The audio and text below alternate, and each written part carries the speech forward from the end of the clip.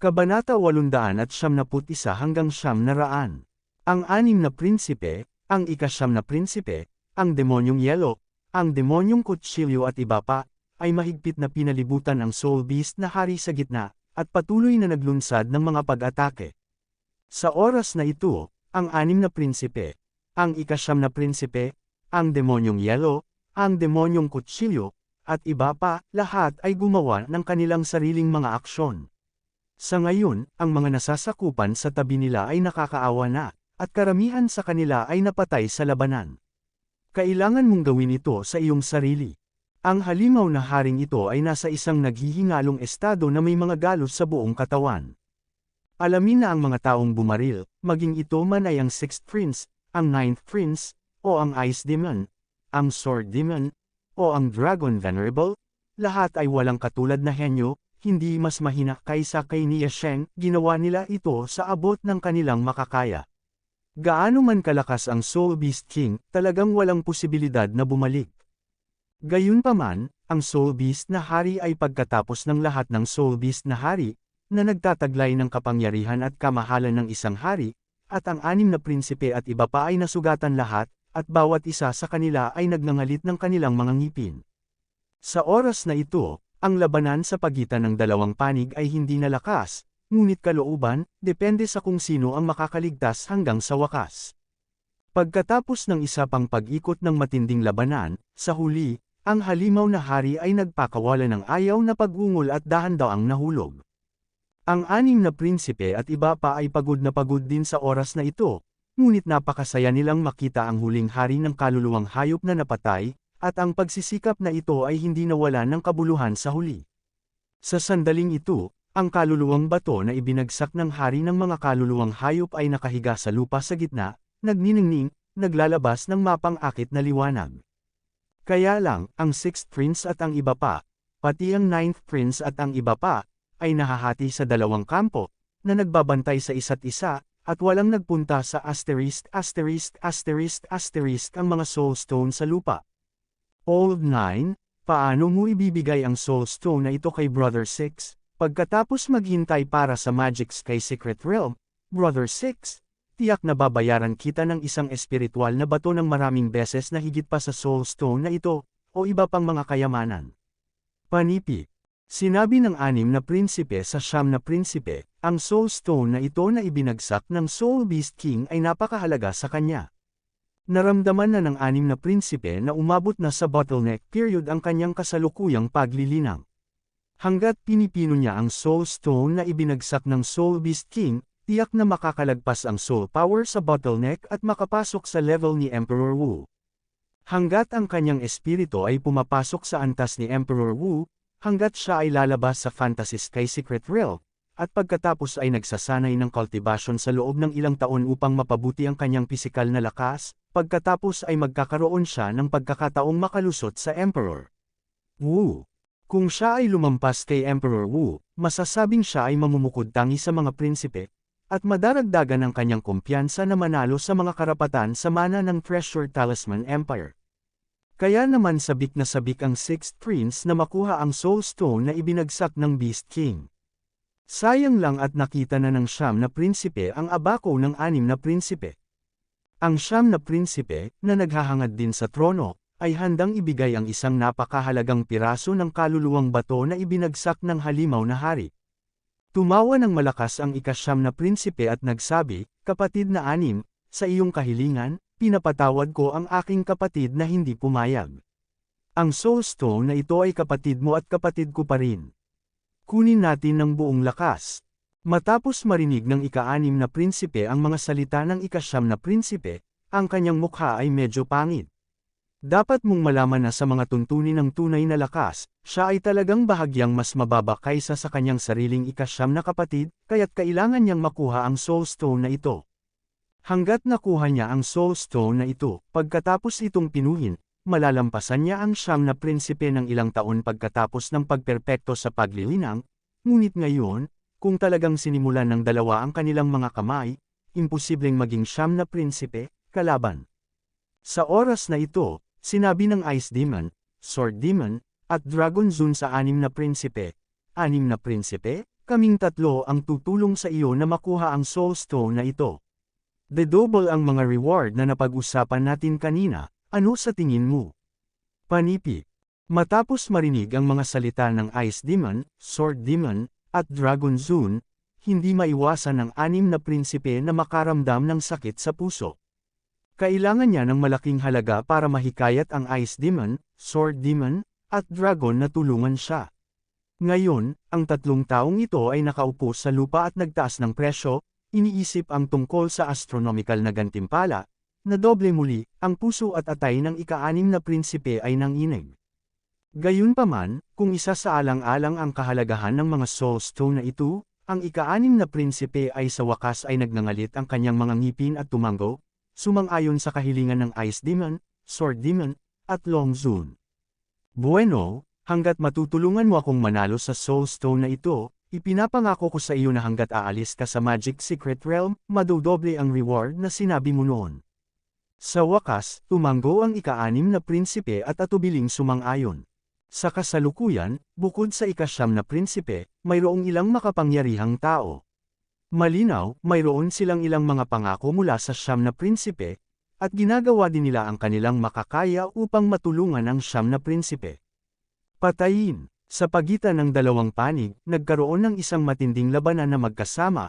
Ito ay walang kapantay na napatay, at ang kalangitan ay madilim. Sa sandaling ito, nakakita ng pagkakataon si Chen Lei, naging isang kislap ng liwanag, at dumiretso sa Soul Stone na ibinagsak ng Soul Beast King. Hoy! Biglang, ilang sinag ng liwanag ang direktang hamampas kay Chen Lei. Ang pag-atake na ito ay napakabigla at kakaiba.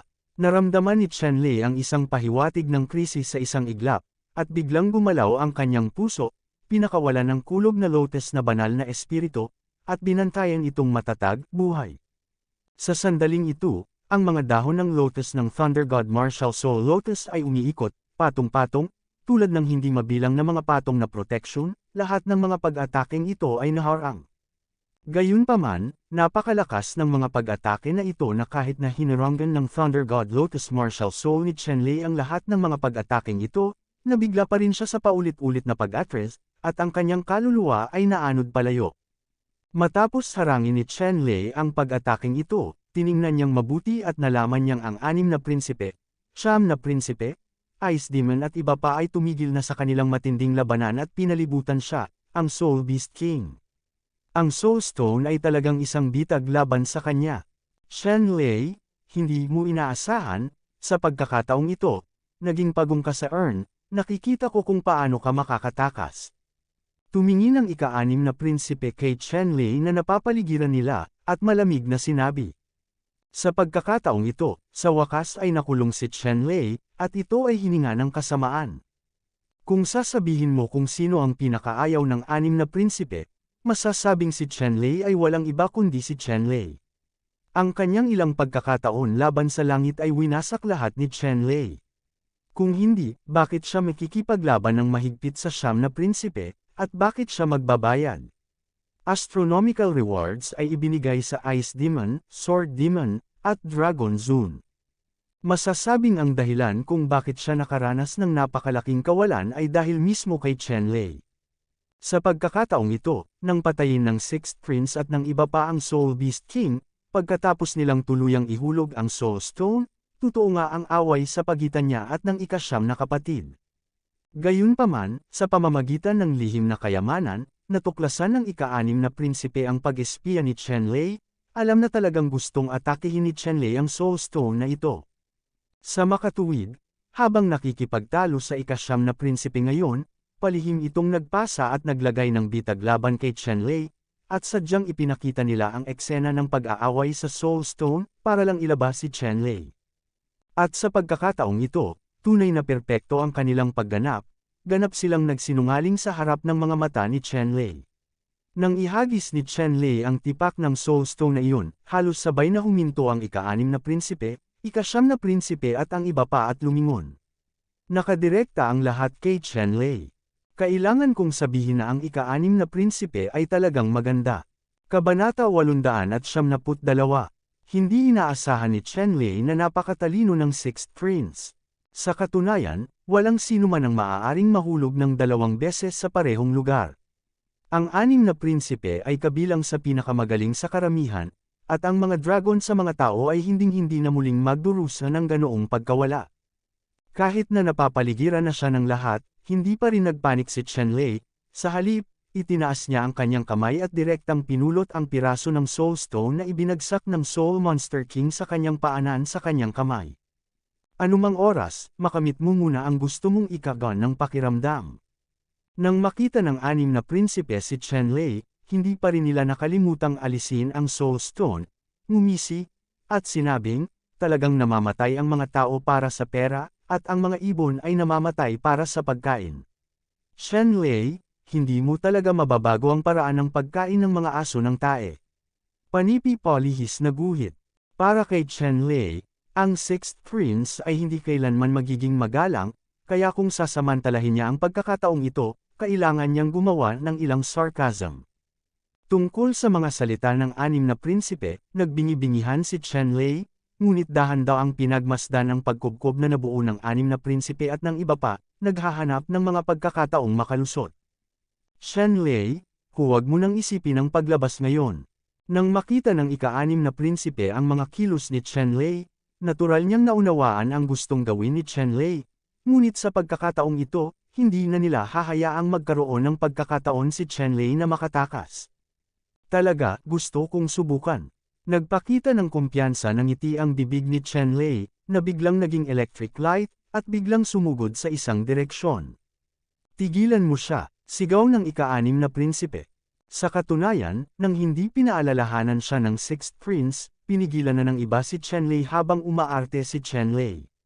Joke, napakaraming tao ang nakapaligid kay Chenlei, kapag tumakas ulit siya, lahat sila ay agad na magpapakamatay.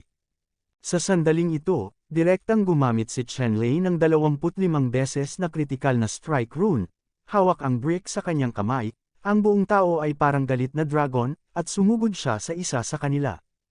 Ang taong ito ay ang Panginoon ng 9 na prinsipe. Siya ay medyo malakas, hindi bababa sa parehong antas ng Ice Demon, Sword Demon, at Longzhen. Nakita ng taong ito si Chenlei na nagmamadaling palapit sa kanya, ang mga sulok ng kanyang bibig ay ngumisi, nagsiwalat ng isang bibig ng maputlang ngipin, at ang kapangyarihan ng kaluluwa ay sumambulat sa isang iglap, at ang espiritu ay pinakawalan sa isang iglap, at ito ay naging isang salamin ng kayamanan, na may walang katapusang liwanag. Napakalakas ng malasalamin na kaluluwa ng martial arts na ito kaya hindi ito kapanipaniwala. Nagpaputok ito ng walang kapantay na sinag ng liwanag, na agad na natunaw ang walang laman, at hinampas at pinatay si Chenlei. Ang buong katawan ni Chenlei, ang mga dahon ng lotus ng Thunder God Lotus Martial Spirit ay patuloy na umiikot, patong-patong na layer, na humaharang sa maliwanag na ito, at pagkatapos, ang buong katawan ni Chenlei ay sumugod sa martial artist na ito sa harap ng Chaos Stone sa kanyang kamay. Makinis na mga brick, kunin ang mga brick ng walang pag-aalinlangan. Ang mga ladrillo na biniyayaan ng 25 beses na critical na strike rune, ang kapangyarihan na kanilang pinalabas ay kamangha-mangha, at ang walang laman ay natagos sa isang patong-patong, at pagkatapos, isang laryo ang hamampas sa mahalagang salamin na martial spirit. Ang mahalagang mirror martial soul na ito ay binaril sa isang iglap, at pagkatapos, ang martial artist na ito ay biglang sumigaw, na dumudugo mula sa 7 butas. Si Chenlei ay hindi walang awa, muli niyang hinampas ang laryo sa kanyang kamay at diretsyong binasag ng laryo ang martial artist. Agad na lumipad ang napakaraming mahinang ulan at damapo sa soul card sa baywang ni Chenlei. Para naman kay Chenlei, pagkatapos patayin ang martial artist sa isang galaw, pinunit niya ang isang puwang sa buong paligid. Walang ganang lumaban si Chenlei, at naging electric light. Mula sa puwang na ito, diretso siyang lumipad palabas, tumakas sa malayo. Isang lugar para makatakas. Sa ilalim ng 9 na prinsipe, isa pang malakas na lalaki ang umungal, at ang hindi mabilang na mga kapangyarihan ng kaluluwa ay agad na napalitan ng isang higanteng lambat na tumatakip sa kalangitan, na tinakpan ni Chenlei. Si Chenlei ay nagbigay ng mahabang sipol, at biglang may isa pang espadang Tianlei sa kanyang kamay, at pinutol ito ng isang espada, at agad na hinati ang higanteng lambat na nakatikip sa kalangitan na may butas. Ang buong katawan ay parang kuryente, na binutis sa mga butas. Lumabas ka. Sa sandaling ito, ang anim na prinsipe ay umungal sa langit, ang kanyang martial soul ay pinakawalan. Ito ay isang malaking kayamanan, na may gininto ang liwanag dito, hindi mabilang na komplikado at baluktot na mga ron ang namumulaklak, at isang gintong bahaghari ang lumitaw mula sa kayamanan lumipad palabas, nagniningning patungo kay Chenlei. Ang gininto ang liwanag na ito ay napakabilis na tumama kaagad kay Chenlei. Sa oras na ito, si Chenlei ay binabantayan ng Lotus Martial Soul Thunder God, at ang daang kasamaan ay hindi umatake. Ang gininto ang liwanag na ito ay nahulog sa mga dahon ng Lotus ng Thunder God Lotus Martial Spirit. Pagkaraan ng ilang sandali, ito ay natunaw ng isang layer ng purple electric light. Hindi gumaganap ng papel. Gayunpaman, sa sandaling ito, naramdaman lamang ni Chenlei na ang kapangyarihan ng kanyang kaluluwa ay biglang naubos ng halos 30%. Makikita na ang pag-atake ng Sixth Prince kanina ay napakalakas kaya naubos nito ang 30% ng dati niyang soul power, ito ay tinanggal. Ang siyam na prinsipe, Ice Demon, Blade Demon, Longzhen at iba pa ay hindi dapat madaig, at lahat sila ay marahas na inatake si Chenlei. Ilang saglit, ang liwanag ng iba't ibang martial soul sa kalangitan ang nagpapaliwanag sa kalangitan sa lugar na ito. Maliwanag na naiilawan. Gayunpaman, sa oras na ito, si Chenlei ay nakatakas mula sa kanilang pagkubkob, at ang kanyang mga kakayahan sa katawan ay paspusang nagbubukas. Ang mga pag-atake ng mga taong ito ay sunod-sunod na nabigo, at hindi sila bumagsak kay Chenlei. Sa gitna nito, natagpuan ni Chenlei si Xiongda, kinuha si Xiongda, at tumakas.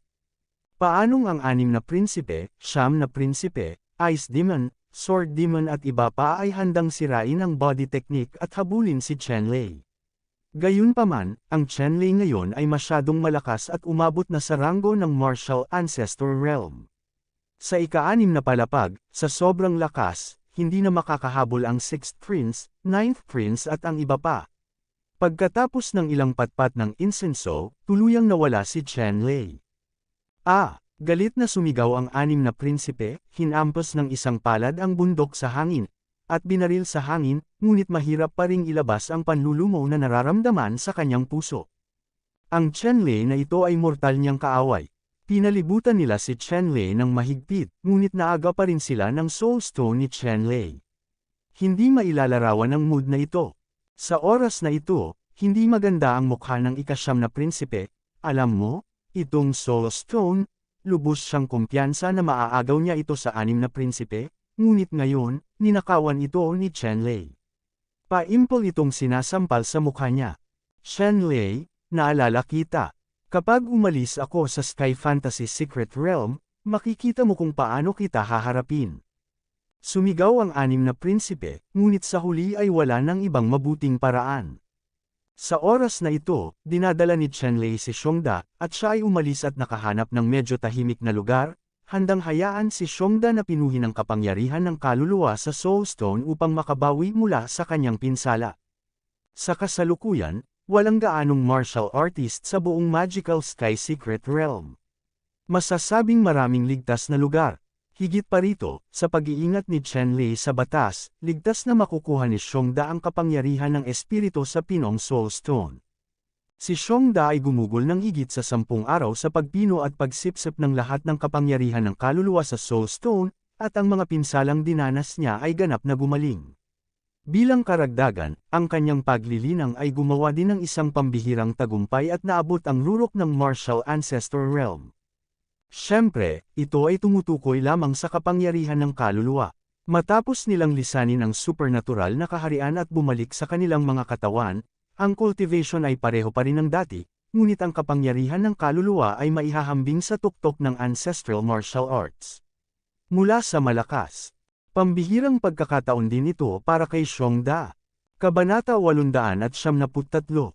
Matapos pinuhin ni Xiongda ang Soul Stone na ito, tumaas ng husto ang kanyang lakas, at sa araw na ito, biglang naramdaman ni Chenlei at ng iba pa na bahagyang nabaluktot ang langit at lupa ng mundo ng pantasyang ito, at pagkatapos, sa hindi nila nalalaman, sila ay ganap na nakatakas mula sa mundong pantasya.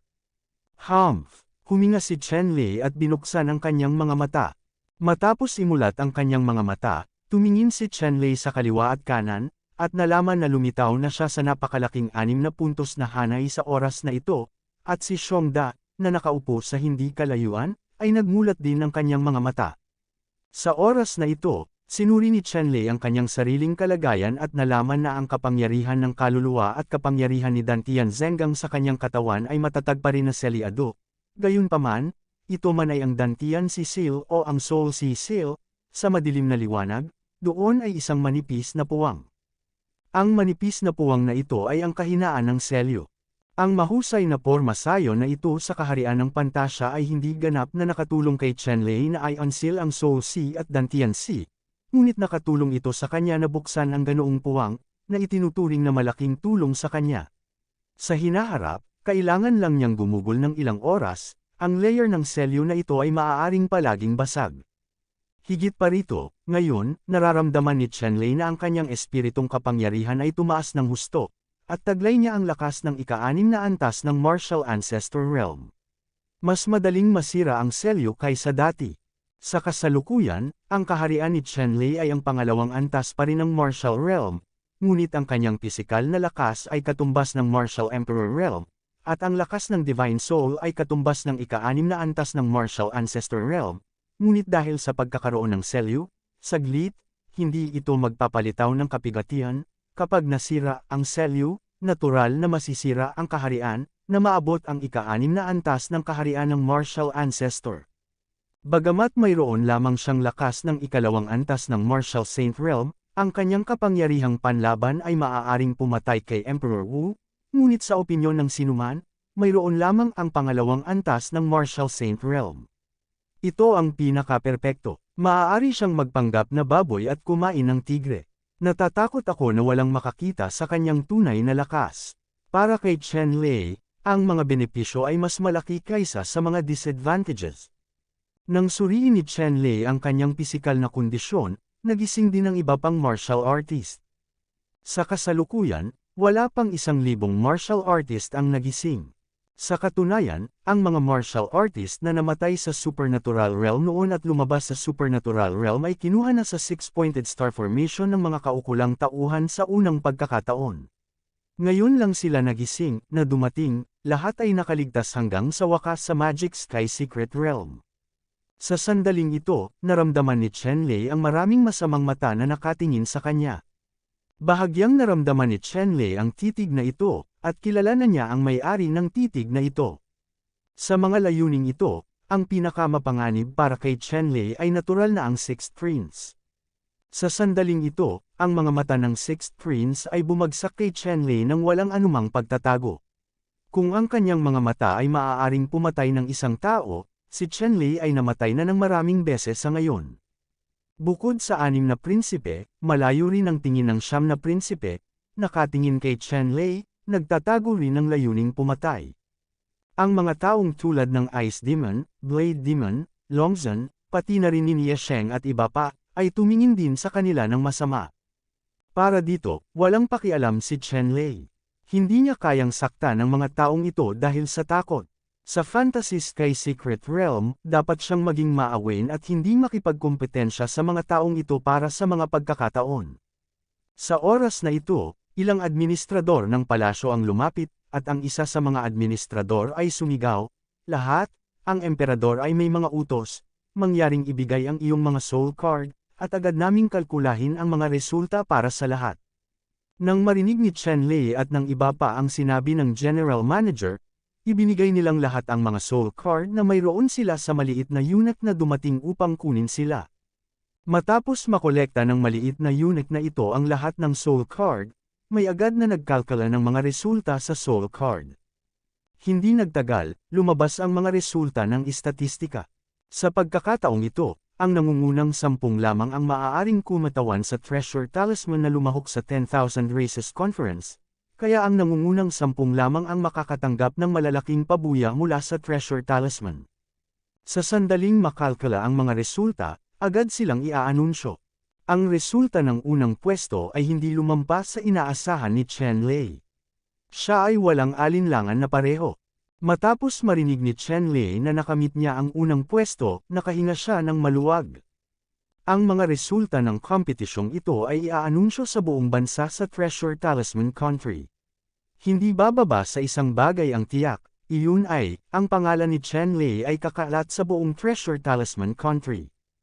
Pangalawang pwesto ay si Nie Sheng, ikatlo ay ang ika-9 na prinsipe, ika-4 ang ika-6 na prinsipe, ika-5 ang Ice Demon Hanyon, ika-6 ay ang Sword Demon Hong Lin, ika-7 ay si Long Zun Jintao, at ika-8 ay si Li Jianmang, ika-9 na pwesto ay si Tai Jiufeng, at ang ika-10 pwesto ay si Zhou Yunhao. Kabilang sa kanila, si Li Jianmang ay ang panganay na anak ni Shen Wei Hufu, si Tai Jiufeng ay ang panganay na anak ni Jinghai Hufu, at si Zhou Yunhao ay ang prinsipe ng Zhuangfu. Ang Treasure Talisman Kingdom ay nahahati sa 4 na palasyo, ang 8 Duke Residences, at ang 12 Hall, na nagbabantay sa buong Treasure Talisman Kingdom. Kabilang sa mga ito, ang 4 na malalaking palasyo ay 4 na malalaking palasyo na may iba't ibang apelyido. Ang bawat prinsipe ay may mataas na awtoridad, at ang katayuan ng prinsipe sa maharlikang pamilya ay mas mataas pa. Kabilang sa mga ito, ang 4 na palasyo ay Heng Palace, Zhuo Palace, Nie Palace, at Zhou Palace. Tungkol naman sa 8 palasyo at 12 palasyo, bagamat ang kanilang katayuan at lakas ay bahagyang mas masama kaysa sa 4 na palasyong ito, tiyak na sila ang mga haligi ng bansang kayamanan, na ang bawat isa ay nagtataglay ng napakalaking awtoridad.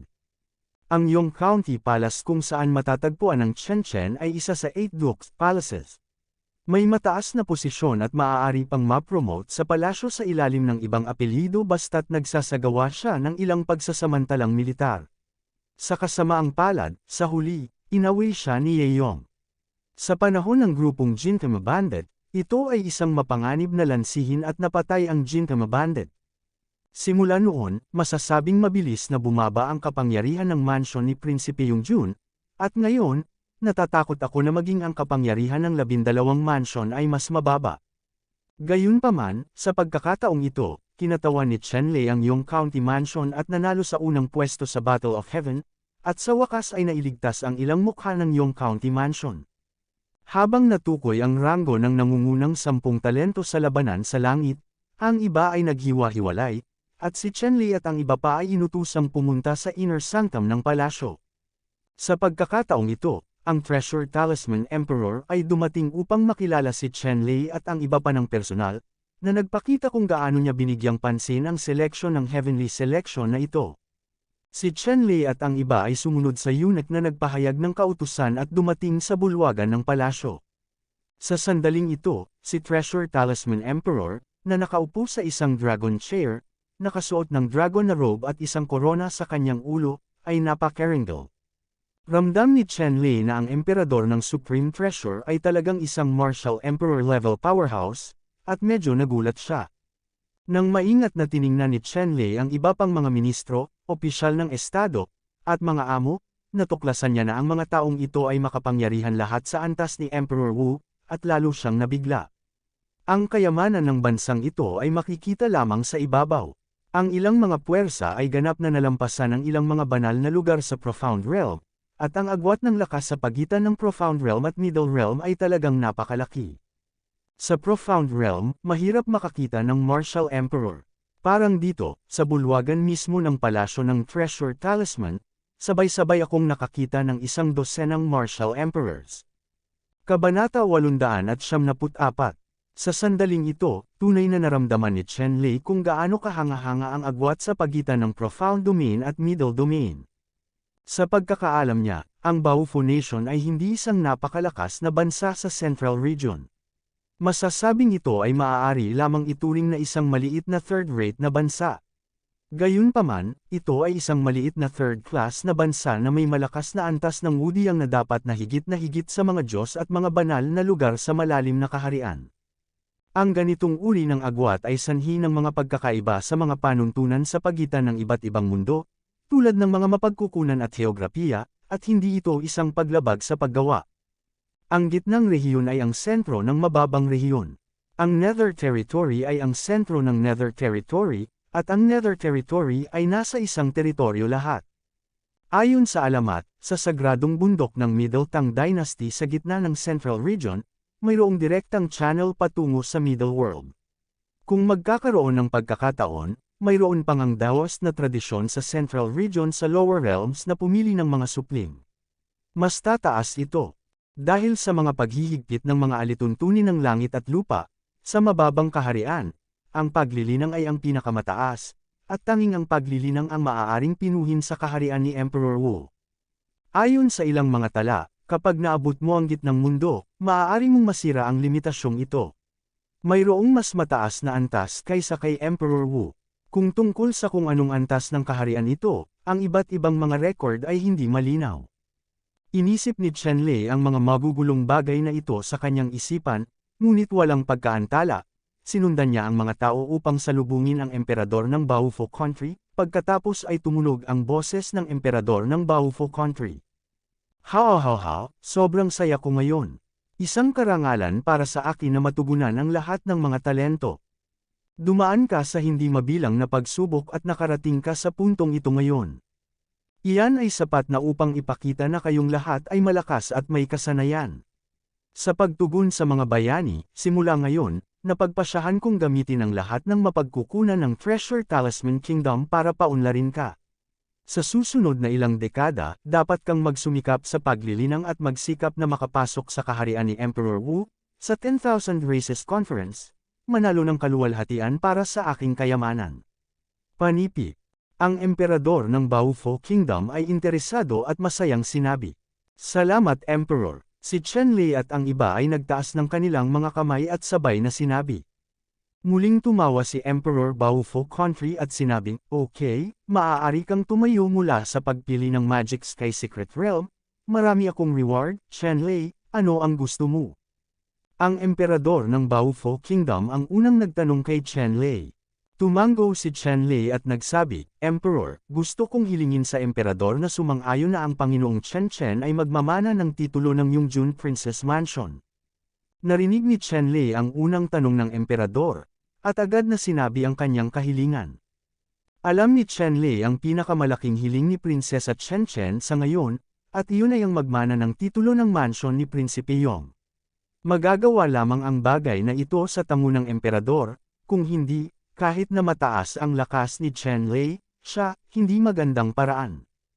Matapos pakinggan ang mga salita ni Chen Lei, ang Treasure Emperor ay tumango at nagsabi, alam ko ang tungkol sa bagay na ito.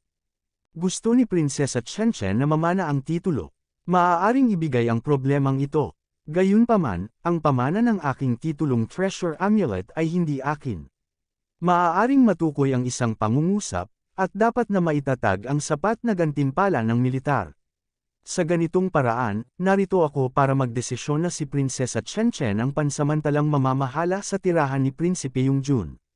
Kapag nakakuha siya ng sapat na merito, mamanahin niya kaagad ang mansion ni Prince Yongjun, Maharlika. Panipik. Tumango si Chen Lei matapos makinig sa emperador ng Baofu Country, alam na ito ang pinakamagandang resulta. Pagkatapos noon, muling sinabi ng Treasure Talisman Emperor, Chen Lei, sa iyong mga natamo sa Magic Sky Secret Realm, hindi sapat ang reward na ito. Hindi ko alam kung ano pa ang gusto mo. Nag-isip sandali si Chen Lei at sinabing, Emperor, kung pinahihintulutan, gusto kong pumasok sa Royal Library at magbasa ng ilang klasiko, hindi ko alam kung kaya ko. Ang Treasure Talisman Emperor ay tumango at nagsabi, ito ay madali at tumpak. Gayunpaman, Chen Lei, wala kang planong humingi ng ilang regalo tulad ng langit, materyal at lupa. Alam mo, kung papasok ka sa Royal Library, kung gayon, ngayon ito ay isang kayamanan, ngunit wala kang bahagi. Panipik.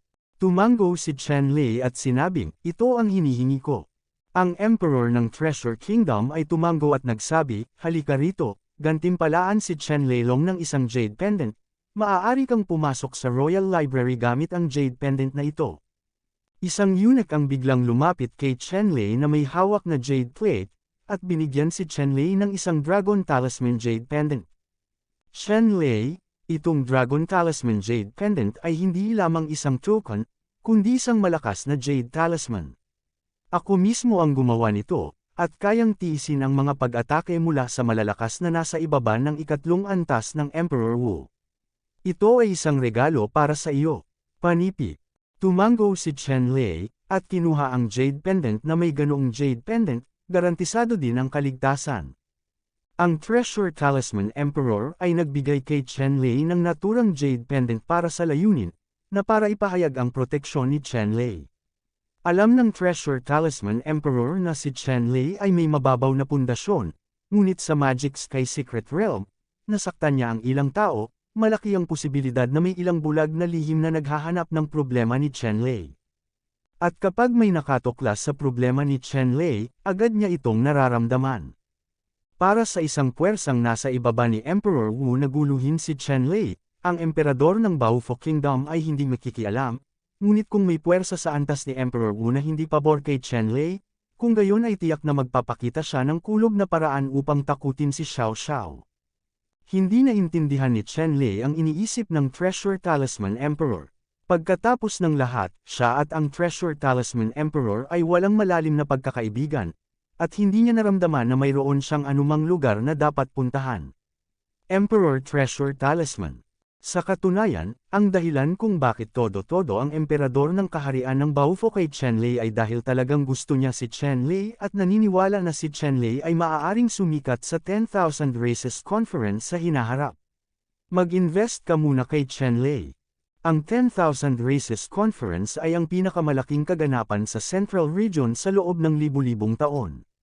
Kung sasabihin na ang Treasure Talisman Kingdom ay maaaring tumayo sa 10,000 Races Conference, tiyak na pahahalagahan ito ng Mid-Tang Dynasty Holy Dynasty sa oras na iyon, ang ani ng Treasure Talisman Kingdom ay 10,000 ng beses na higit pa sa ibinigay niya ngayon.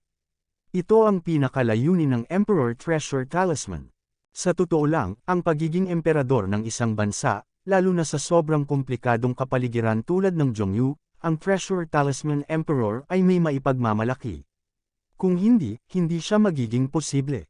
Napakaunlad ng pag-unlad ng isang third-class na bansa. Nagpasalamat si Chen Lei sa emperador ng Treasure Country, at tumabi. Susunod, mga premyo para sa pangalawa, pangatlo, at higit pa. Ang mga regalo mula sa mga taong ito ay napakayaman, masasabing ang mga regalong ito ay nagpadama ng labis na kasiyahan kay Nia Sheng, ang 9 na prinsipe, at ang ika-6 na prinsipe. Ang mga kayamanan na natanggap nila ay mula pa sa mga emperador ng militar. Nakaramdam ng inggit ang lahat. Gayunpaman, nang makita ni Chen Lei ang mga kayamanan ng mga taong ito, hindi siya masyadong nabigo. Nakuha na niya ang gusto niya. Ito ay sapat na, kung ano ang nakukuha ng iba, at wala siyang gagawin. Sa wakas, ang emperador ng Baofu Kingdom ay nagbigay ng isang celebratory banquet, at siya mismo ang nag-toast kay Chen Lei at sa iba pa. Sa totoo lang, medyo maganda na kayang gawin ito ng hari ng isang bansa. Masayang uminom ang lahat, at nagdiwang sila hanggang heteng gabi, nang matapos ang piging, at isa-isang umuwi si Chen Lei at ang iba pa. Kabanata 875. Hating gabi na nang bumalik si Chen Lei sa Yong County Palace.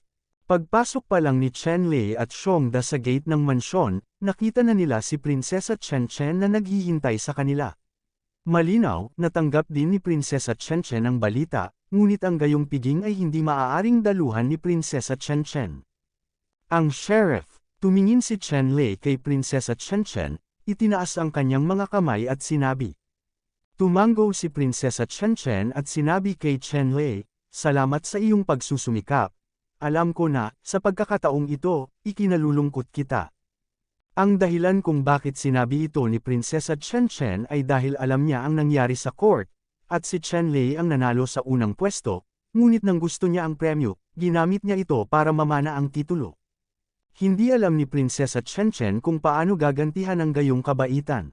Kung wala si Chen Lei, hindi maglalakas loob si Prinsesa Chen Chen na isipin kung ano siya ngayon. Ngumiti si Chen Lei at sinabi, "Prinsesa, hindi mo kailangang maging magalang. Hindi ba ito ay isang bagay na sinabi natin noon?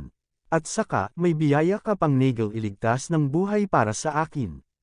Ginagawa ko ang lahat ng mga bagay na ito. Dapat, panipi." Matiim na tinitigan ni Prinsesa Chen si Chenlei, nilunok ang ilang salita na lumabas sa kanyang mga labi, at lumayo kay Chenlei. Sa halip, parang may naibabahagi siyang pagkakaibigan, kailangan lang niyang itago iyon sa kanyang puso. Kung may pagkakataon sa hinaharap, ipaghihiganti ko ulit si Chenlei. Okay, gabi na. Magpahinga muna tayo. Kung may tanong ka, hindi tayo mail late bukas. Huminga ng malalim si Prinsesa Chen, at pagkatapos ay sinabi kay Chenlei. Tumango si Chenlei. Sa panahong ito, sobrang kinakabahan talaga ako. Ang aking mga ugat ay hindi kailanman nakaka-relax. Kailangan ko na talagang magpahinga ng maayos. Bumalik si Chenlei sa kanyang bakuran, naligo ng mainit, at hindi nagtagal ay nakatulog.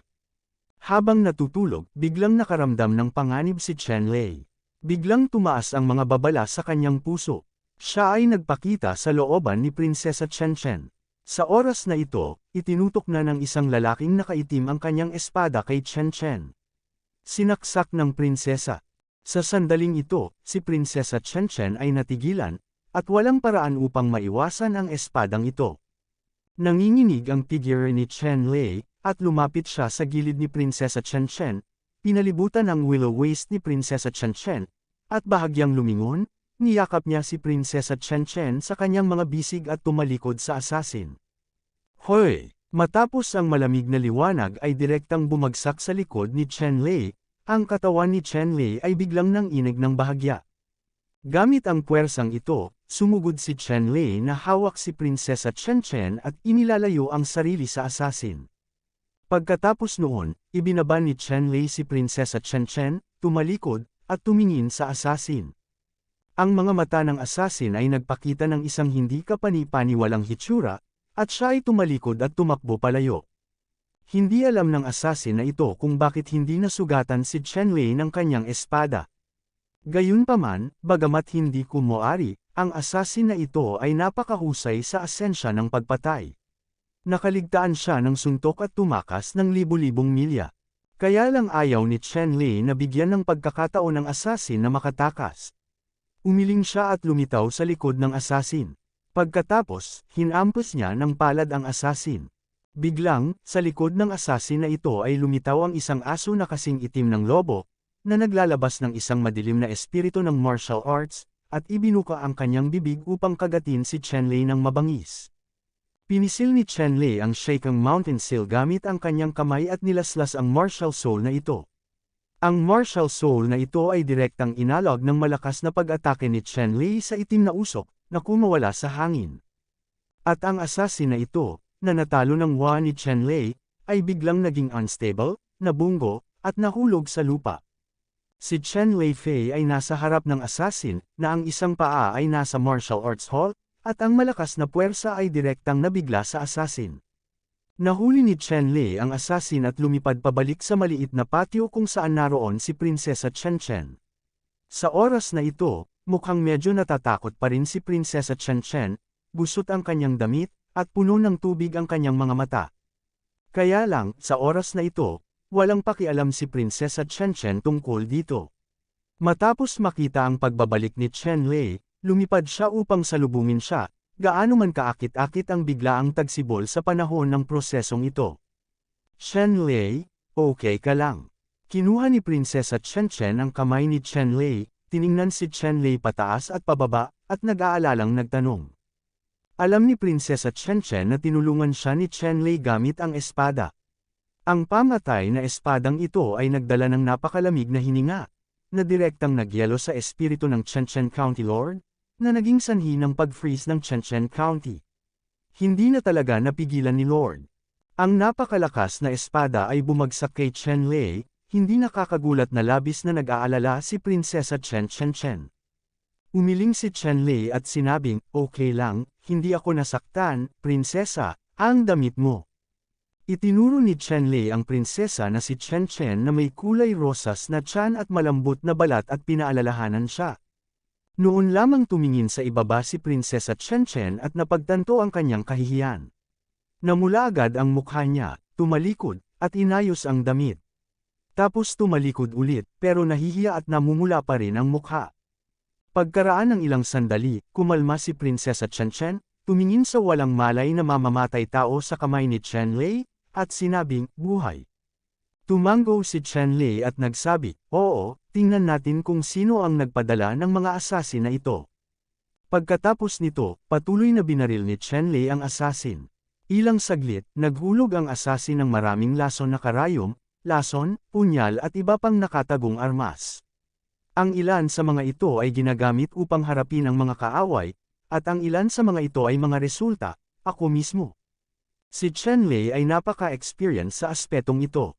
Kahit ilang maling ngipin sa katawan ng mamamatay tao ay nakuhanan ng litrato, na pumutol sa posibilidad ng pagpapakamatay ng mamamatay tao, at saka lamang kinuha ang palad upang gisingin ang mamamatay tao.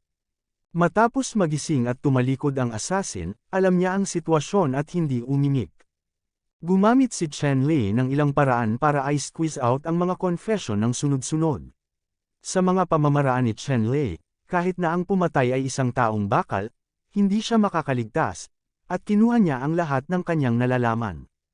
Gayunpaman, ang assassin na ito ay hindi gaanong alam, dahil siya ay isang propesyonal na mamamatay tao. Ginawa lang niya ang tungkuling patayin si Master Chen Chen. Kung tungkol sa taong nag-post ng gawain, hindi niya alam. Inaasahan na ito ni Chen Lei. Binaril niya ang assassin hanggang sa mamatay gamit ang isang direktang palad at ibinigay ang katawan sa kanyang mga katulong upang linisin. Prinsesa, mukhang kailangan mong mag-ingat sa pagkakataong ito.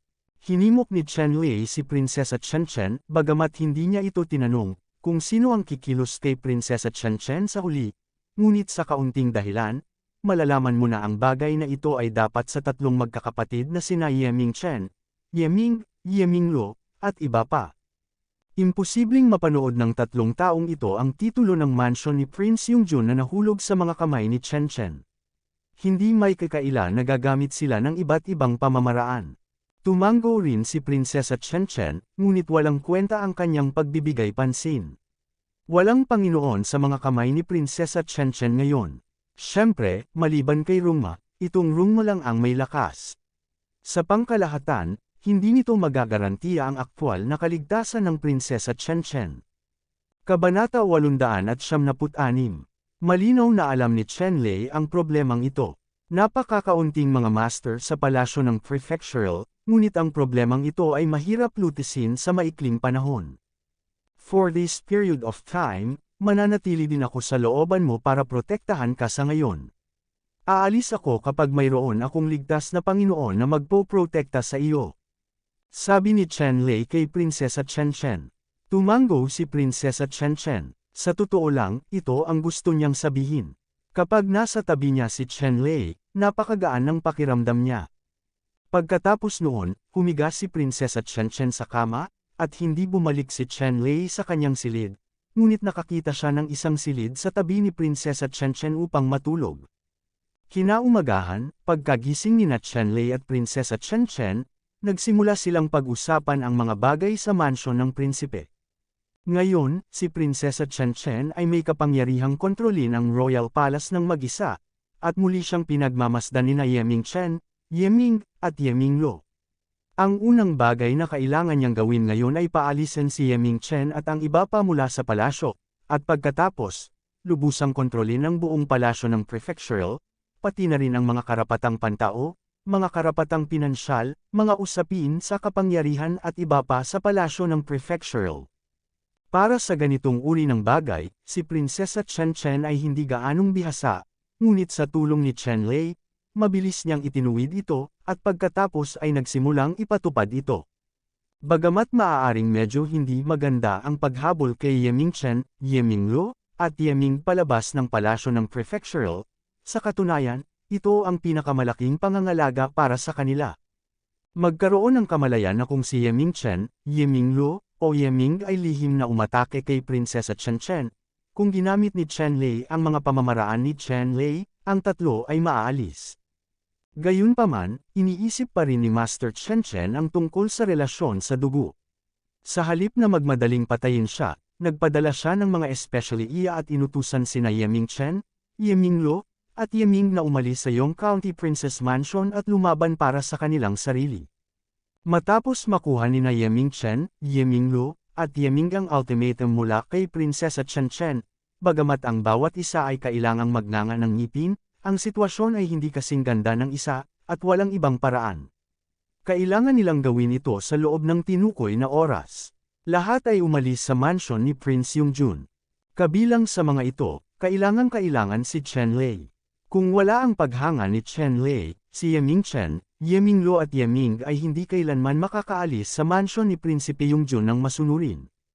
Kung tungkol sa kinaroroonan ni na Yeming Chen, Yeming, at Yeming Luo pagkatapos lumipat sa mansion ni Prinsipe Yongjun, hindi yun isang bagay na kailangang alalahanin ni Chen Lei at ng Chen County Lord. Pagkatapos noon, ganap na kontrolado ni Prinsesa Chen ang buong Yong County Palace. Pagkalipas ng ilang araw, sa tulong ni Chen Lei, nilinis ni Prinsesa Chen ang buong Yong County Palace, at inalis ang lahat ng mga especially iya, housekeeper, at iba pa nanumpa din ng katapatan kay Chen. Princess, ito na ang wakas. Ngayong unang kinuha ni Chen ang Yong County Princess Mansion, marami na ang masasabi, ngunit hindi na masyadong nakialam si Chen Lei pagkatapos noon. Ang lahat ng mga bagay na ito ay pinangangasiwaan mismo ng County Lord Chen. Para sa kanya, ito ay isang pagkakataon upang bumuo ng kanyang prestihiyo at isang pagkakataon din upang sanayin ang kanyang sariling mga kakayahan. Sa panahong ito, tinulungan ni Chen Lei si Prinsesa Chen na mag-set up ng formation para sa buong Princess Mansion sa Yong County. Ang ganitong porma sayon ay sapat na upang protektahan ang buong palasyo ng Prinsipe Yongjun. Hanggat hindi ito isang malakas na tao sa antas ni Emperor Wu, walang problema. Sa pangkalahatan, ang mga powerhouse sa antas ng Wudi ay hindi kailanman mangangahas na maglaro sa kabisera ng imperyo ng Treasure Talisman anumang oras. Ang buong gitnang lugar, lalo na ang ganitong uri ng kabisera ng bansa, ay para sa Wudi na ito, level powerhouse, mayroon pa itong napakahigpit na mga paghihigpit. Kapag may nangahas na mabaliw, tiyak na maghahatid ito ng nakamamatay na suntok. Sa kasalukuyan, ang pinakamahalagang bagay para sa Panginoong may lupa na si Chen na mamahala sa mansion ni Prinsipe Yongjun ay hindi ang paggawa ng mga karapat-dapat na gawa, ngunit ang pag-iipon ng lakas. Ang iba't ibang industriya na naiwan ng mansyon ng Yong County Prince ay nagkaroon ng napakalaking kita araw-araw. Hanggat sila ay gumana ng maayos, sa maikling panahon, makakatipon ng malakas na kapangyarihan. Hindi kailangang mag-alala ni Chen Lei tungkol dito. Matapos gumaling sa loob ng ilang panahon, nagkaroon siya ng mga bagong bagay. Sa araw na ito, natanggap ni Chen Lei ang utos mula sa Treasure Talisman Emperor at pumunta sa palasyo. Dito, nakilala ni Chen Lei si Nia Sheng, ang 6th Prince, ang ika-9 na prinsipe, ang Ice Demon, at ang Sword Demon. Masasabing ang nangungunang 10 powerhouse sa Magic Sky Secret Realm ay pinagsama-samang lahat. Ang dahilan kung bakit pinagsama-sama si Chen Lei at ang iba pa ay dahil minsang sinabi ng Emperor ng Treasure State na sa susunod na yugto ng panahon, ang lahat ng mga mapagkukunan ng Treasure State ay dapat gamitin upang sanayin si Chen Lei at ang iba pa upang maaari nilang bago lumahok sa 10,000 Races Conference. Mas banayad ang kapangyarihan. Sa pagkakataong ito, kailangang sanayin at turuan si Chen Lei at ang iba pa, at ang Wudi level powerhouse ang espesyal na nagsanay kay Chen Lei at iba pa. Maliban kay Chen Lei, ang ibang mga tao tulad ni Nia Sheng at iba pa ay lahat ay umaasa sa ganitong uri ng espesyal na pagsasanay. Alam mo, personal na ipinakita sa kanila ng isang martial emperor level expert, napakabihirang ng ganitong pagkakataon. Kahit na ang mga ama ni Nia Sheng at iba pa ay pawang Emperor Wu, at maging ang ilan sa mga elder sa pamilya ay malakas din sa antas ni Emperor Wu, gayunpaman, napakahirap para sa kanila na makakuha ng patnubay mula sa malalakas, sa antas ni Emperor Wu. Pagkatapos ng lahat, ang bawat emperador ng Wu ay may maraming bagay na dapat gawin, o umatras mula sa pagsasanay sa paglilinang, o naglalakbay sa mundo, o pinipigilan ang mga tulisan, paano magkakaroon ng espesyal na oras upang gabayan ang nakababatang henerasyon. Ngayon na ang Treasure Talisman Emperor ay nagtalaga ng isang Wudi-level powerhouse upang gabayan sila, ang mga taong ito ay natural na labis na nasa sabik. Ngunit ngumiti ng pilit si Chen Lei. Ang ganitong uri ng paggamot ay tila walang lasa sa kanya. Dapat mong malaman na ang kanyang nakaraang buhay ay ang rurok ni Emperor Wu, at ang kanyang karanasan sa paglilinang ay nakatatak sa kanyang mga buto. Si Chen Lei ay may malinaw at kumpletong plano para sa landas na tatahakin niya sa hinaharap. Ang ibang mga eksperto sa antas ng Emperor Wu ay maaari lamang makagambala sa kanyang mga plano. Direktang ipinaliwanag ni Chen Lei sa emperador ng bansa ng Baofu na hindi niya kailangan ng patnubay ng isang dalubhasa sa antas ni Wu Di, at direktang sumang-ayon si Emperador Baofu Guo sa kahilingan ni Chen Lei. Dapat mong malaman na sa tuwing ang isang eksperto sa antas ni Wu Di ay ginagamit kahit na ang Emperor's Treasure Talisman ay hindi basta-basta, at ngayon ay iminumungkahi ni Chen Lei na hindi niya ito kailangan, para lamang makatipid ng kaunting problema. Gayunpaman, iminungkahi din ng Emperor Baofu Country na bagaman hindi kailangan ni Chen Lei ang patnubay ng isang Wu Di Emperor-level powerhouse, ngunit ang kanyang cultivation ay hindi maaaring mahulog, at dapat manatiling masigasig, kung hindi, hayaan si Chen Lei na tanggapin ang patnubay ng isang Wu Di-level powerhouse. Para sa kahilingang ito, natural na pumayag si Chen Lei. Pagkatapos ay binigyan ng Treasure Talisman Emperor si Chen Lei at ang iba pa ng kopya ng cultivation resources. Kasama sa mga cultivation resources na ito ang mga Spirit Stone, Elixir, at iba't ibang exercise book. Sa katunayan, pagkatapos na maabot ni Chen Lei at ng iba pa ang antas ng paglilinang na ito, ang kanilang pagsasanay ay karaniwang natapos na. Ang klasikong ehersisyo na ito ay para sa sanggunian lamang. Sa ilalim ng normal na mga pangyayari, walang magbabago sa iba pang mga kasanayan sa paglilinang. Oo, anuman ang mataas na ranggo ng mga diskarteng ito, pareho ito. Sa kabilang banda, nag-iisa si Chen Lei sa cultivation.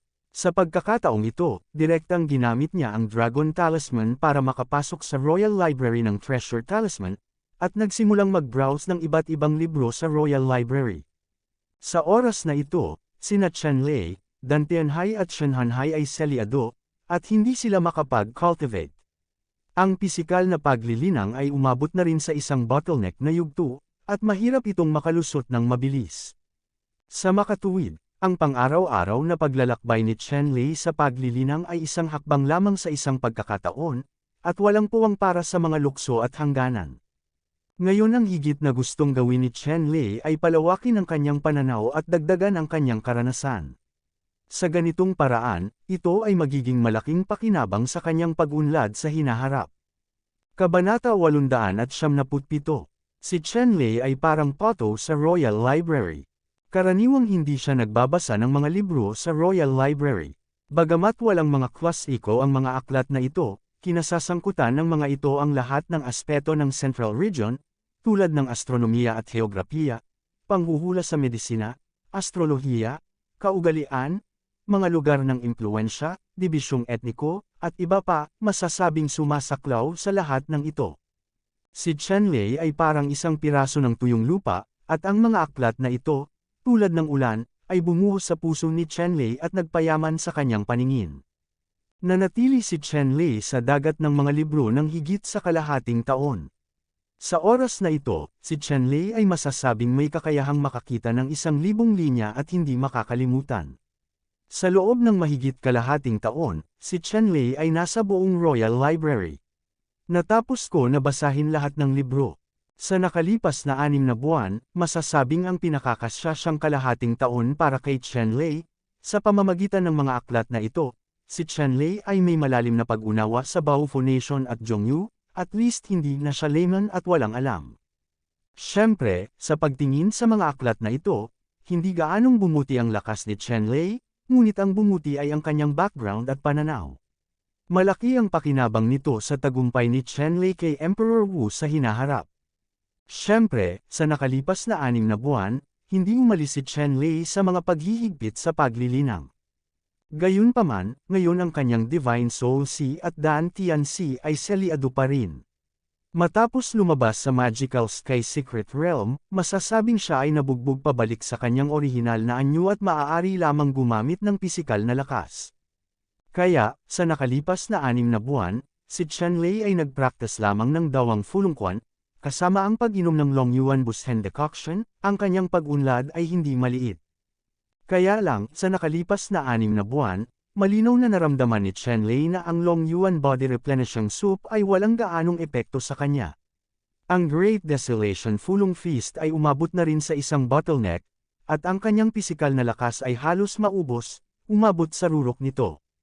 Dahil dito, kailangan ni Chen Lei na mag-isip ng paraan, handang humanap ng isa pang ehersisyo. Kaya lang napakahirap maghanap ng teknik na maihahambing sa Great Wild Fulong Feast. Sa wakas, nakahanap si Chen Lei ng ilang mga ehersisyo sa Royal Library, kabilang ang isang ehersisyo na tinatawag na White Tiger Exercise. Kung mahahanap niya ang ehersisyong ito, tiyak na mapapalakas niya ang lakas ni Chen Lei. Umakyat sa isang palapag. Siyempre, ito ay isang malakas na ehersisyo na naitala sa klasikal na paraan. Sa klasikong ito, mayroon lamang ilang mga pagpapakilala sa kasanayang ito, ngunit walang kasanayan sa paglilinang sa kasanayang ito. Ayon sa panimula sa klasikong aklat, itong White Tiger Body Refining Dew ay nagmula sa Four Saints Refining Form Dew, at ang Four Saints Refining Form Dew na ito ay masasabing pinakamakapangyarihang body refining exercise sa buong Central Region. Ayon sa conclusion ng may akda, ang Dew of the Four Saints Refining Forms ay hindi man lang isang practice method sa Middle Realm, lalo pa sa isang practice method sa Lower Realm, kundi galing sa Middle Realm. Sa mga class eco, mayroon lamang mga pagpapakilala at haka-haka tungkol sa White Tiger Body Refining Dew, ngunit walang tunay na White Tiger Body Refining Dew. Sinasabi lamang na ang White Tiger Body Refining Dew ay nawala sa loob ng 10,000 taon. Kung mayroon pang natitira sa buong gitnang domain, hindi alam lahat. Matapos makita ang pagpapakilala ng White Tiger Body Refining Dew, naging interesado si Chen Lei sa White Tiger Body Refining Dew. Ayon sa klasikal na kaalaman, ang White Tiger Body Refining Technique ay nagmula sa gitnang mundo. Sa oras na ito, na-miss pa rin ni Chen Lei ang gitnang mundo. Sino ang nakakaalam kung gaano kalakas itong gitnang mundo? Gayunpaman, bagamat napalampas ito ni Chen Lei, wala nang mahanap itong White Tiger Body Refining Dew, lalo pa ang Four Saints Refining Dew na mas malakas kaysa sa White Tiger Body Refining Dew. Tungkol dito, walang pagpipilian si Chen Lei kundi maglaan ng oras at pumunta sa Tungtian Tower ng espesyal. Dapat mong malaman na ang Tungtian Tower na ito ay may napakalaking mahiwagang kapangyarihan, at ito ay isang tuldukuwit sa lahat ng lahi at puwersa sa buong Central Region, hindi banggitin ang mga lugar tulad ng Treasure Talisman Empire. Sa Tungtian Tower, naglabas si Chen Lei ng isang gawain, na hanapin ang White Tiger Body Refining Secret. Hanggat mayroong isang palatandaan, siya ay gagantimpalaan ng isang malaking halaga ng mga espiritual na bato. Bagamat alam kong hindi ito gaanong kapaki-pakinabang, ngunit kung makakahanap ka ng ilang mga pahiwatig tungkol sa White Tiger Body Refining Technique, kikita ng malaking pera si Chen Lei. Sumunod, nagtanong din si Chen Lei tungkol kay Nie Chenran at sa iba pa sa Tungtian Tower, ngunit sa kasamaang palad, ito ay isang lumulubog na bato pa rin sa dagat, at walang bakas. Alam ni Chen Lei na imposibleng mabalisa tungkol sa bagay na ito, at gusto niyang ilabas ang kanyang galit. Pagkatapos magbuklat ng mga aklat sa Royal Library of the Treasure Talisman Empire, alam pa ni Chen Lei kung gaano kalaki ang domain na ito. Mas mahirap maghanap ng tao dito kaysa humanap ng karayom sa dayami. Gusto kong umasa dito. Kaya, si Chen Lei ay hindi masyadong nababalisa. Ang pinakamahalagang bagay ay ang concentric jade pendant na isinuot ni Chen Lei ay hindi nagpapakita ng mga senyales ng fragmentation, na nagpapatunay na sina Nie Chenran at Lei Yu, Bai Menman, Jingjing at iba pa ay nasa mabuting kalagayan. Tama na. Bagamat gusto din ni Chen Lei na mahanap ang mga taong ito ng mabilis, sa ngayon, imposible ito. Sa panahong ito, ang kalooban ni Chen Lei ay naging mas mapayapa, tulad ng isang matandang momhe na natutunan ang katotohanan, ang mga alon ay hindi nabigla, hindi siya natutuwa sa mga bagay-bagay, at hindi siya nalulungkot. Sa araw na ito, nag-aaral si Chen Lei sa silid-aklatan. Biglang, isang batang eunuch ang lumapit kay Chen Lei at hiniling si Chen Lei na pumasok sa palasyo. Sinundan ni Chen Lei ang batang eunuch sa palasyo, at pagkatapos makilala ang emperador ng Baofu Kingdom, naunawaan niya ang intensyon ng emperador ng Baofu Kingdom na ipatawag silang lahat. 10 tao para makipagkumpetensya. Tumango si Chen Lei at sumang-ayon kahit na medyo nagulat siya matapos marinig ang kahilingan ng Treasure Talisman Emperor. Lumalabas na sa nakalipas na 6 na buwan, sa ilalim ng patnubay ng isang Woody-level powerhouse, ang iba ay sinasadyang pumasok sa teritoryo, at ang emperador ng Baofu Kingdom ay naglalayon din na subukan ang pag-unlad ng mga tao sa nakalipas na 6 na buwan. Sa makatuwid, ito ay oras na nagkaroon ng diskusyon. Sa pagkakataong ito ang kompetisyon ay isasagawa lamang sa 10 tao kabilang sina Chen Lei, Nia Sheng, ang ika-6 na prinsipe, at ang ika-9 na prinsipe, at malaya nilang mapipili ang kanilang mga kalaban. Ang mga martial artist na nanood ng labanan ay ang mga emperador ng Treasure Country at ang Woody-level powerhouses na gumabay kay Nia Sheng at iba pa. Masasabing limitado ito sa isang tiyak na distansya. Sinadya din ni Chen Lei na suriin ang kanyang kasalukuyang antas ng pag-unlad, at ihambing sa mga taong ito, para sa kanya, mayroon lamang mabuti, walang mawawala. Hindi nagtagal, sa loob ng palasyo ng imperial, bumukas ang isang malaking arena na lumulutang sa himpapawid. Ang napakalaking arena na ito, na may kakayahang humawak ng mga powerhouse sa antas ng emperador, ay nagsimula dito. Sino sa inyo ang mauuna? Pagkatapos buksan ng singsing, ang emperador ng Baofu Country ay tumingin kay Chen Lei at sa iba pa, at pagkatapos ay nagtanong. Nandito ako, gusto kong makipag-usap kay Chen Lei. Ang 6 na prinsipe ang unang nagsalita, at gusto nilang makipag-usap kay Chen Lei. Masasabing kinasusuklaman ng 6 na prinsipe si Chen Lei dahil sa kaunting puot. Matapos lumabas sa Fantasy Sky Secret Realm, gusto nilang guluhin si Chen Lei. Kaya lang, si Chen Lei ay lubos na pinahahalagahan ng kanyang ama, at ang 6 na prinsipe ay hindi nang ahas na gumawa ng masyadong ingay ng pribado. Maaari lamang nilang piliin na manatili pansamantala, maghanda upang maghanap ng mga pagkakataon, at pagkatapos ay turuan si Chen Lei. Sa hindi inaasahang pagkakataon, ang pagkakataon ay dumating ng napakabilis, kasama ang isang laban upang subukan ang kanilang pag-unlad, kung paanong ang ika-6 na prinsipe ay binitawan ang gayong magandang pagkakataon at siya ang unang tumugon. Kung walang kamao at paa, sa ring, kung si Chen Lei ay matalo at matalo, ang kanyang ama ay maaaring walang masabi. Ito ang tunay na iniisip ng 6th Prince sa ngayon. Kabanata 878.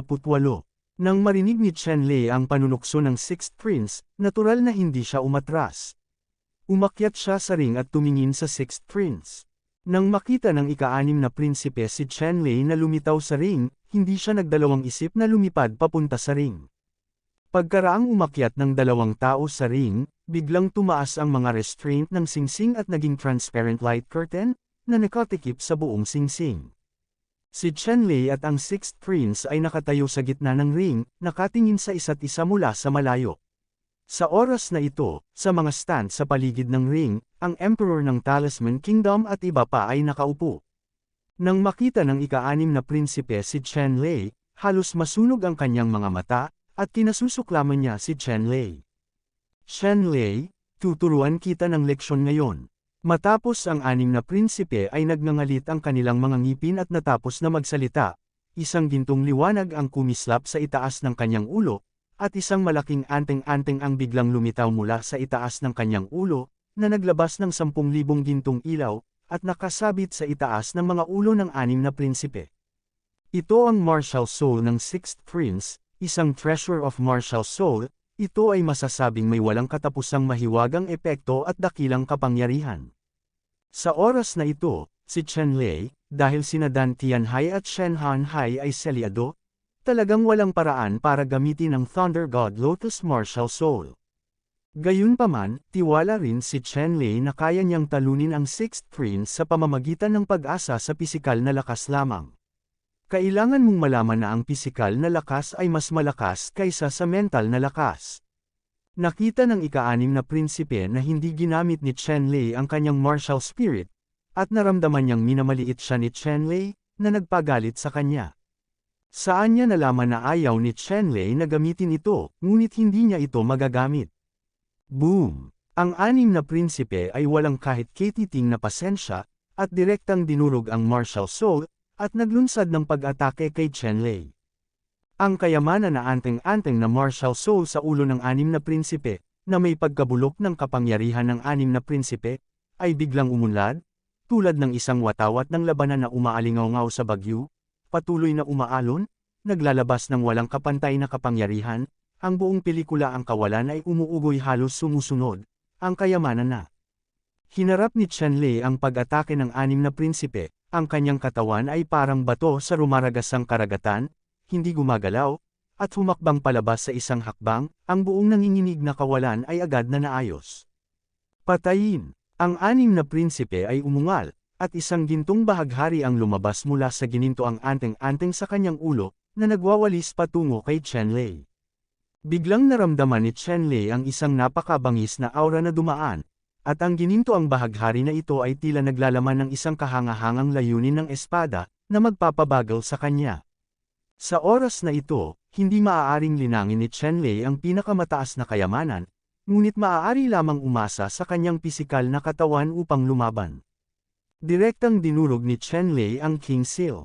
Ito ang ginamit ng Master sa tatlong pangunahing seal na kanyang nilinang. Pagkaraan ng ilang sandali, nagliwanag ang kanyang katawan, dala ang pinakamataas na kamahalan, at mahigpit na binantayan si Qianlei, mabuhay. Hindi mabilang na mga gintong bahaghari ang tumama sa katawan ni Qianlei, at sa ilang sandali, hindi mabilang na mga gintong bituin ang nagkalat, at ang buong arena ay halos mabahan ng gintong liwanag. Hindi gumalaw ang katawan ni Qianlei. Ang gintong flash na ito ay maaaring magputol ng ginto at jade, ngunit kahit isang hibla ng buhok ni Qianlei ay hindi maaaring putulin. Binasag ni Qianlei ang gintong bahaghari at sa isang iglap, napunta siya sa ika-6 na prinsipe. Pagkatapos nito, sinira ni Qianlei ang Shakang Mountain Seal, at pinasabog ni Yin ang 6th Empress. Biglang nagbago ang mukha ng ika-6 na prinsipe, at naramdaman na lamang niya na ang katawan ni Qianlei ay naglabas ng napakalaking kapangyarihan, na naging dahilan para mahirap siyang pigilan. Guardia! Ang 6 na prinsipe ay sumigaw, ang Martial Soul Treasure Talisman sa itaas ng ulo, hulala, gamulong pababa at naging nagniningning na gintong damit, mahigpit na nagbabantay sa 6 na prinsipe. Ang nanginginig na selyo ni Qianlei, nang walang anumang ilusyon, ay sumabog sa kayamanang ito ng 6th Prince. Ang ginintoang kayamanan, na patuloy na umaalingaw-ngaw, patong-patong, ay sumalungat sa napakalaking lakas ng suntok ni Qianlei. Kaya lang, masyadong malakas ang Shakang Mountain Seal ni Qianlei, kahit na ang kayamanan ng Martial Soul ng 6th Prince ay lumalaban dito ng buong lakas, wala pa ring paraan para kanselahin ang lahat ng kapangyarihan, at bahagi ng kapangyarihan nito ay ang sumabog, ang katawan ng ika-6 na prinsipe. Naramdaman na lamang ng ika-6 na prinsipe na ang mga buto sa buong katawan ay mabibiyak, at ang kanyang 5 panloob na organo ay halos maging putik, at agad na samukan ng dugo. Sa oras na ito, si Qianlei ay tumindig at nakatayong nakahawak sa kanyang likod. Hindi siya nagpatuloy sa pag-atake. Halata namang naawa na siya. Nang makita ng ika-6 na prinsipe ang mga kilos ni Qianlei, nagngangalit siya sa galit. Ang mga aksyon ni Qianlei ay hindi bababa sa pinakamalaking insulto sa kanya. Ang 6 na prinsipe ay umungal at inatake muli si Qianlei.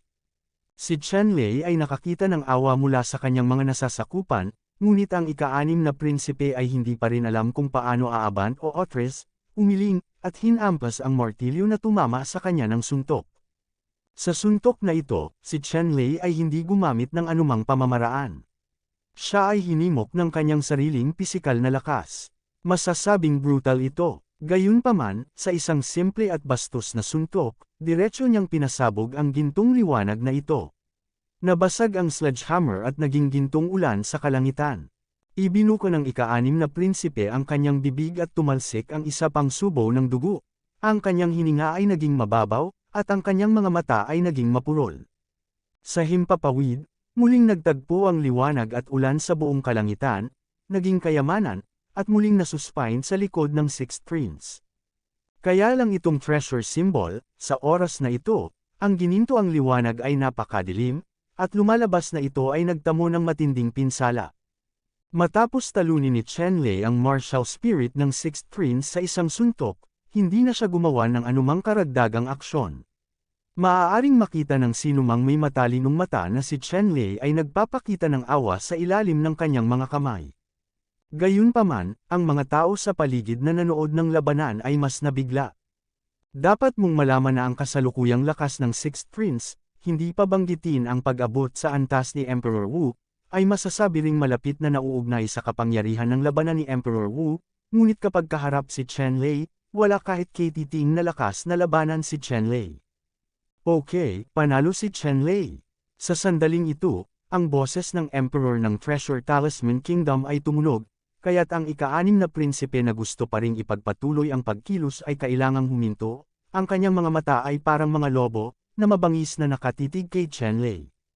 Sa orihinal, ang 6 na prinsipe ay gustong magpakitang mabuti sa harap ng kanilang ama, at mabilis na talunin si Chen Lei at magdagdag ng magandang impresyon sa kanilang sarili. Paano kaya nila naisip pero ngayon ay para na silang mga clown at nahihiya? Hindi matitiis.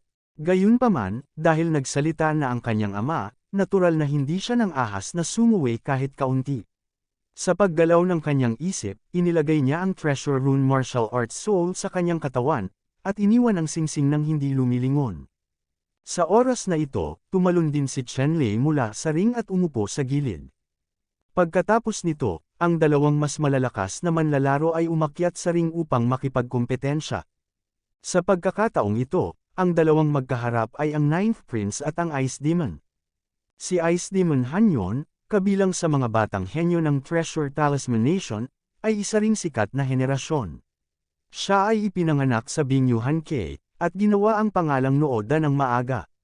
Sa pagkakataong ito, ang 9 na prinsipe at ang Ice Demon na si Hanyon ay lumaban gamit ang libu-libong pandaraya, at ang labanan ay napakahirap. Sa huli, nanalo ang 9 Prince na may kaunting kalamangan. Sa pagkakataong ito, ang 9 na prinsipe at ang Ice Demon ay ganap na nagpakita ng kanilang lakas. Masasabing lahat sila ay karapat-dapat sa kani-kanilang titulo. Kabanata 879. Pagkatapos nito, humalili sina Nia Sheng, Long Zun, Yao Wan, Li Jianmang, Tai Jiufeng, Zhuo Qinghao at iba pa. Makikita na sa nakalipas na 6 na buwan, parehong sina Nia Sheng, Long Zun, Demon Dao, Li Jianmang at iba pa ay nakapasok na sa kaharian. Ang kanilang kapangyarihan sa pakikipaglaban ay bumuti ng husto, at sila ay napakalapit kay Woody, antas ng powerhouse. Gayunpaman, kahit na ang kanilang lakas ay napakalapit kay Emperor Wu, kung hindi sila makalusot sa isang araw, hindi sila magiging mga kalaban ni Emperor Wu. Matapos ang lahat ay humalili, hinamon ng ilang tao si Chen Lei, tulad ni Li Jianmang, Zhuo Qinghao at iba pa, ngunit hindi kumbinsido si Chen Lei. Kaya lang pagkatapos madaling talunin ni Chen Lei sina Li Jianmang at Zhuo Qinghao sa arena, alam ng lahat na hindi maarak ang lakas ni Chen Lei, at walang nagsalita para hamanin at hiyain ang sarili. Lalo na si Nia Sheng, na ang kanyang mga mata ay nakatutok sa bawat kilos ni Chen Lei, na para bang gusto niya itong makita ng malinaw mula sa loob palabas, ngunit sa huli ay nagpigil siya at hindi hinamon si Chen Lei. Dahil alam ni Sheng Nia na hindi pa siya ang kalaban ni Chen Lei, at hindi ito ang pinakamagandang oras para hamanin si Chen Lei. Gayunpaman, isang araw, kinailangan niyang tapakan si Chen Lei para ipaghiganti ang kanyang pagkawala kay Chen Lei sa Magical Secret Realm noong araw na iyon. Pagkatapos ng talakayan sa pagkakataong ito, ang Treasure Talisman Emperor ay lubos na nasisiyahan kay Chen Lei, at siya rin ay nagbigay ng gantimpala ng maraming mapagkukunan ng pagtatanim. Matapos itong matanggap ni Chen Lei, umalis siya sa palasyo. Sa pangkalahatan, ang talakayang ito ay nagbukas din ng kanyang mga mata. Maging ang ika-9 na prinsipe, ang ika-6 na prinsipe, o si Nia Sheng, ang kanyang lakas ay hindi pangkaraniwan, lalo na si Nia Sheng na may malaking potensyal, ngunit nakakalungkot na ang kanyang puso ay medyo makitid, at palagi siyang nag-aalala na matalo siya ni Chen Lei sa Fantasy Sky Secret Realm. Kung makakalag ni Sheng Nia ang buhol na ito, at ang kanyang paningin ay magiging mas malawak, ang kanyang mga tagumpay sa hinaharap ay walang limitasyon. May kasabihan na ang mundo ay magiging kasing laki ng puso. Sa katunayan, ang pangungusap na ito, sa kasalukuyang kaharian ni Chen Lei, ay hindi isang walang laman na pangungusap, ito ang tunay na kahulugan ng cultivation supremacy. Chen Lei, naabot ang rurok ni Emperor Wu sa kanyang nakaraang buhay. Sa buhay na ito, hindi niya kailanman itinuring ang rurok ng Emperor Wu bilang ang wakas, habang ang iba ay nakatuon pa rin sa pagpasok sa Emperor Wu. Sa larangan, si Chen Lei ay nauuna sa lahat. Umabot sa bottleneck period ang pisikal na lakas ni Chen Lei. Siya ngayon ay ginugol ang kanyang pangunahing lakas upang i-maximize ang kanyang lakas. 25 beses ang kritikal na strike ng rune ay isang paraan. Nakakalungkot lang na ang 25 beses na kritikal na strike rune ay maaari lamang sirain ng kaluluwa. Ang pinag-aaralan ngayon ni Chen Lei ay kung paano gamitin ang kapangyarihan ng walang kaluluwang laman para magsagawa ng 25 beses na kritikal na strike. Prestige. Kaya lang, mahigit kalahating taon nang nag-aral si Chen Lei, hindi niya alam. Ang mga lihim na pamamaraang ito na kinasasangkutan ng isang malaking pagtaas sa kapangyarihan ng labanan ay lahat ay hindi mahuhulaan, at madaling pag-usapan ang mga ito kung handa kang makabisado ng lubusan. Gayunpaman, ito ay tiyak kung saan ang saya ng paglilinang ay nakalagay. Kapag lubusan ng na-master ni Chen Lei ang mga rune na ito, tataas ang kanyang lakas sa pakikipaglaban. Noong naglalakad si Chen Lei sa kalye, bigla niyang naramdaman na may bumunggo sa kanya, ngunit pakiramdam niya ay inosente ang tao at hindi umiwas. Nilampasan siya ng taong ito, pagkatapos ay naglabas si Chen Lei ng dagdag na papel. Binuksan ni Chen Lei ang note, biglang nagbago ang mukha niya. Ang tala ay nakasulat sa mga sumusunod na salita, gusto kong makita si Chen Chen, at nagmadali akong pumunta sa Changshengling bago magdilim. Napakurap si Chen Lei at pinigilan ang messenger. Pagkatapos ng interogasyon, natuklasan na ang taong ito ay isang ordinaryong tao lamang. Siya ang pinagkatiwalaang ihatid ang sulat kay Chen Lei. Tungkol naman sa pinagkatiwalaan, itong ordinaryong tao, hindi ko nga alam, lalo pa ang kanyang kinaroroonan. Binitawan ni Chen Lei ang taong ito, at pagkatapos, sa anyo ng lumilipad na bahaghari, nagmamadali siyang bumalik sa palasyo ng county. Sa kasalukuyan, nagkaroon ng kaguluhan sa bahay ng county. Matapos makita si Chen Lei, tumakbo si Zhuge, umiiyak na kasing pula ng kuneho, at sinabi kay Chen Lei ang nangyari. Lumalabas na kinuha ni Prinsesa Chen Chen si Zhuge upang gumawa ng isang mahalagang bagay ngayon, ngunit sa daan, siya ay kinuha ng isang makapangyarihang tao. Ang malakas na tao ay masyadong malakas, at si Rongrong ay hindi kaaway ng isa sa kanyang mga panlilinlang. Pinakalma ni Chen Lei si Zhuge sa pamamagitan ng ilang salita, upang siya ay manirahan sa palasyo ng county ng may kapayapaan ng isip. Pagkatapos, direktang sumugod si Chen Lei patungo sa Changshengling. Sa maikling panahon, dumating si Chen Lei sa Changshengling. Pagkarating ni Chen Lei sa Changshengling, agad niyang naramdaman ang hininga ni Prinsesa Chen Chen at sumugod sa kinaroroonan ni Prinsesa Chen Chen. Pagkaraan ng ilang sandali, isang dosenang figure ang lumitaw sa harap ni Chen Lei, at sa 10 figurang ito, naroon si Prinsesa Chen Chen, na dapat sana ay nabuklod sa kultibasyon sa mga oras na ito, at siya ay nakayakap sa kanya ng isang batang lalaki. Biglang naging malungkot ang mukha ni Chen Lei. Ang batang ito, na nakilala na ni Chen Lei noon, ay alam na siya ay tinatawag na Mingren, at siya ay isang henyo ng pamilya Ming. Nakatayo sa tabi ni Mingren ang pangalawang kapatid ni Chen Chen, si Ye Mingchen. Malinaw, si Ye Mingchen ang kumidnap kay Prinsesa Chen Chen. Sa oras na ito, nang makita ni Ye Mingchen si Chen Lei na lumitaw, ngumiti siya at sinabing, Chen Lei, hindi ko inaasahan na mag-isa kang pupunta sa appointment. Ang lakas ng loob mo. Malamig na sinabi ni Chen Lei, tumigil ka na sa pagsasalita ng walang kaparekan, ano ang gusto mong gawin? Lantarang kidnapin ang isang prinsesa sa bansang kayamanan, ayaw mo na bang mabuhay? Natawa si Ye Mingchen matapos marinig ang mga salita ni Chen Lei, at sinabing, dahil nang ahas tayong gawin ito, walang nakakatakot, Chen Lei, kung ano ang gusto kong gawin, alam na alam mo, gusto ko lang magmana ng titulo ng Yong County Princess Mansion, tungkol naman sa aking mahal na kapatid, natural na ipapakasal ko si Young Master Mingren bilang isang babae. Natagpuan ka namin ngayon na may isang layunin lamang, at iyon ay ang pumatay sa iyo. Panipi. Sabi ni Ye Mingchen sa malamig na boses. Masasabing si Chen Lei ang pinakaayaw ni Ye Mingchen. Kung hindi nakikialam si Chen Lei sa sitwasyon, paano siya mapipilitang maging asong nangungulila sa anak ng kanyang kapatid na si Chen Chen at isang henerasyon ng mga babae? Ang lahat ng ito ay dahil kay Chen Lei, ang dahilan. Bukod dito, sa pagkakataong ito, sa tulong ni Young Master Minren, siguradong aagawin ni Ye Mingchen ang mana ng titulong Territory Lord Shenzhen, ngunit kailangang maalis si Chen Lei kung gusto niyang maging Territory Lord ng ligtas at ligtas. At si Young Master Minren, mahigpit na nakayakap kay Prinsesa Shenzhen na selyadong para sa cultivation, habang nakatingin kay Chen Lei, may dahilan din siya para patayin si Chen Lei. Noong una, gustong patayin ni Master Minren si Chen Lei mismo sa Fantasy Sky Secret Realm, at, sa lakas ni Master Minren, wala siya sa ilalim ni Nia Sheng, ang 6th Prince, at ang 9th Prince sa lahat. Gayunpaman, medyo malas si Young Master Minren.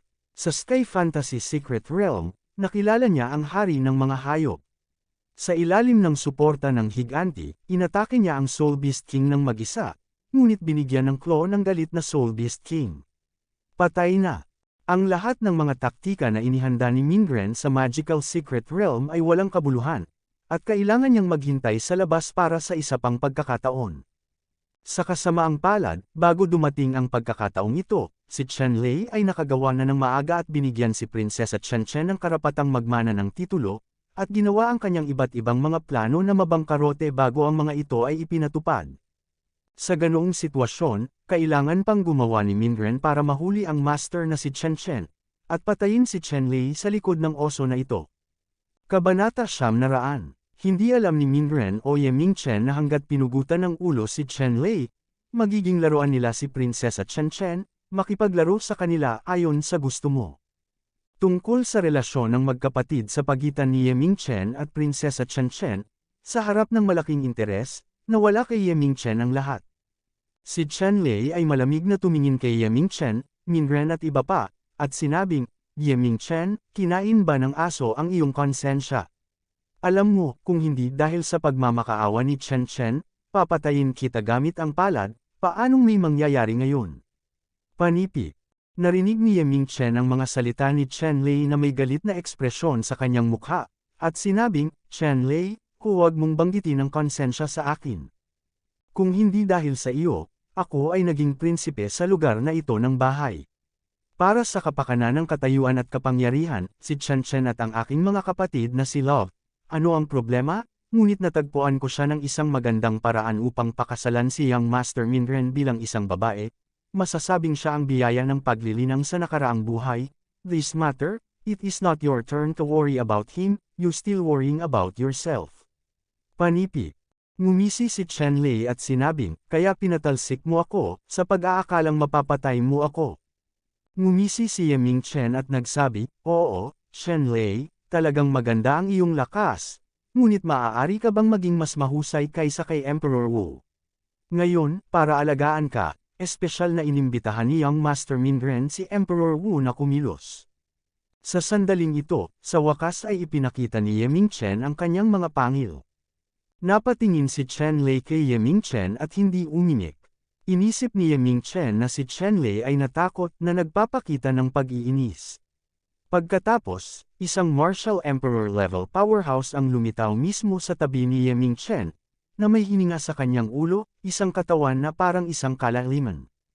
Ang dagat ay talagang 12-dosenang beses na mas malakas kaysa sa ancestor level powerhouse, at para sa general martial ancestor level powerhouse, ito ay talagang isang hindi malulutas na mode. Patayin siya. Itinuro ni Young Master Minren si Chen Lei at malamig na nag-utos. Narinig ito ng Woody level powerhouse na ito, ngunit hindi umimik, ngunit biglang nabasag ang kanyang katawan, at mabilis siyang sumugod kay Chen Lei. Nang makita ni Chen Lei ang pag-atake nitong Woody level powerhouse, hindi siya umatras, direktang binati ang Woody level powerhouse, at direktang nakipaglaban sa Woody level powerhouse na ito. Boom! Sa isang iglap, ang lugar kung saan matatagpuan si Chen Lei at ang iba pa ay direktang sumabog, at sa loob ng radius ng libu-libong milya, ang lahat ay naging mga guho. Young Master Minren man o Ye Mingchen at iba pa, umatras sila sa unang lugar, iniiwasan ang gitnang bahagi ng laban, natatakot na maapektuhan ang resulta ng laban ng dalawa. Sa isang kisap mata, sina Chen Lei at Emperor Wu ay nagkaroon ng isang daang galaw upang labanan ang isa't isa, at pagkatapos ay naghiwalay sila. Sa sandaling ito, ang Woody-level powerhouse na ito ay may hindi kapani-paniwalang tingin sa kanyang mga mata. Hindi niya inaasahan na mabubuhay ng matagal si Chenlei sa kanyang mga kamay. At alam na ni Chenlei ang mga detalye ng Woody-level powerhouse na ito. Ang kanyang lakas ay nasa ikalawang antas ng kaharian ng Woody. Bukod dito, ayon sa kanyang talento, imposibleng masira ang ikatlong antas ng Woody realm sa kanyang buhay, para sa kanya, walang gaanong banta.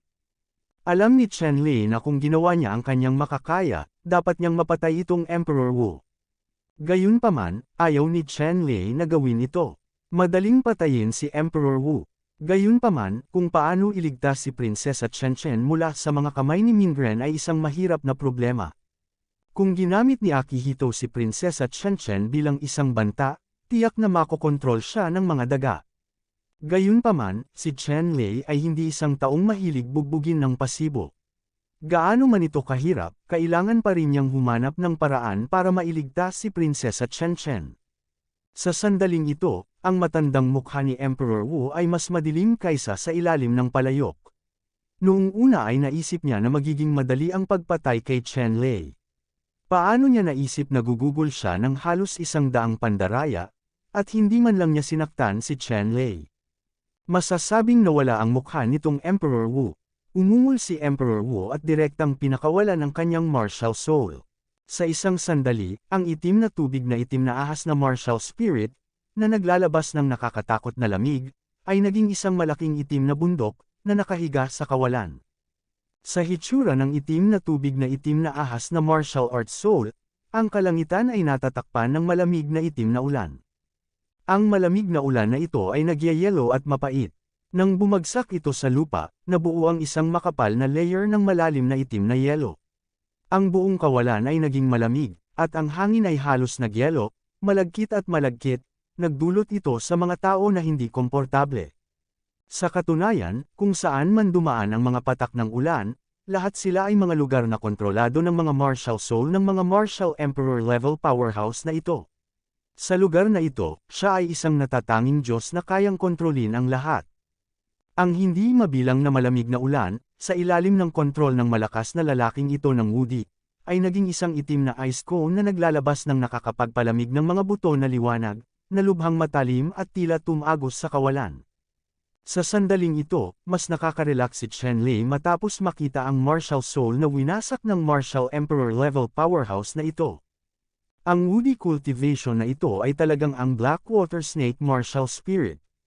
Ang misteryosong ahas na ito ng itim na tubig ay talagang isang napakalakas na halimaw, na may malakas na katawan, mahusay sa pagkontrol sa dalawang katangian ng tubig at yelo, na masasabing napakahirap. Kaya lang kapag nakilala siya nitong Blackwater Black Snake martial spirit ay nakatadhana siyang malas. Ang Great Desolate Fulong Feast na pinagkadalubhasaan niya ay ang ganap na kalaban ng martial spirit na ito. Sa oras na ito, si Chenlei ay lihim na nagpadala ng mensahe kay Xiongda.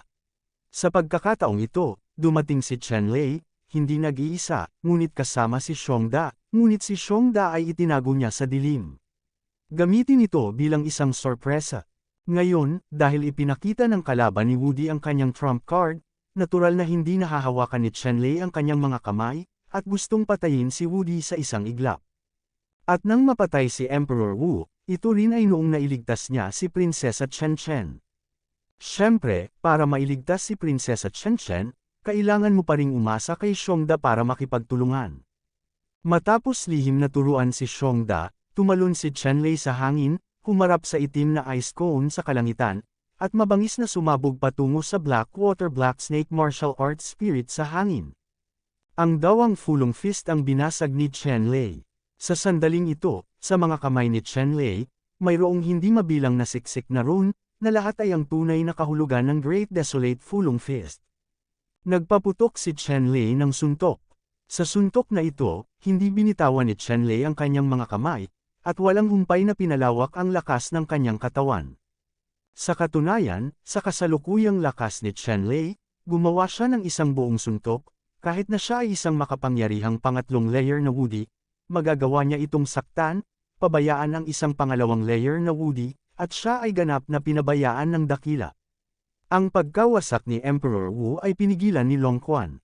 Sumabog si Chen Lei ng isang suntok, at saglit, ang walang katapusang kultura ng Fulong Talisman ay isang napakalaking agos, malakas, na nagmamadali patungo sa kaluluwa ng Blackwater Black Snake martial arts na nasa himpapawid. Sa daan, lahat ng itim na kono ng itim na yelo na naglalabas ng walang katapusang lamig ay nabasag lahat sa unang pagkakataon at tuluyang naging mga tambak na pulbos. Sa ilalim ng suntok na ito, tila naramdaman ng martial soul ng Blackwater Black Snake ang dulo ng dulo, at gumawa ito ng sumisigaw na tunog na yumanig sa kalangitan, at ang katawan nito ay naging itim na liwanag, at gustong tumakas patungo sa Martial Emperor. Ang katawan ng isang malakas na tao. Please like and subscribe Jessica Datuan Ortiz.